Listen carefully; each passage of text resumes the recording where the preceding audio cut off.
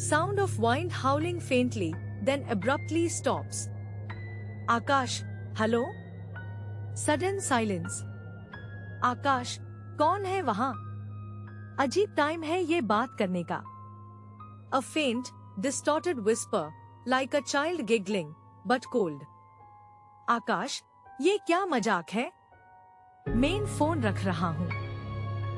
Footsteps, slow and heavy, echoing from just outside his bedroom door. Akash, whispering, Mom? Dad? आप लोग कब उठे? Door creak. आकाश, hello? कोई है? Voice trembling.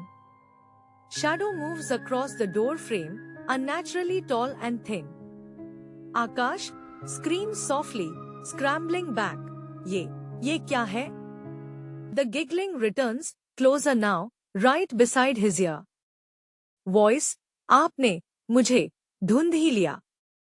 आकाश, कौन हो तुम? क्या चाहिए? A chillingly calm voice, not a whisper this time. Voice, बस आपका phone number.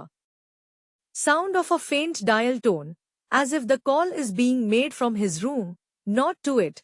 Then silence,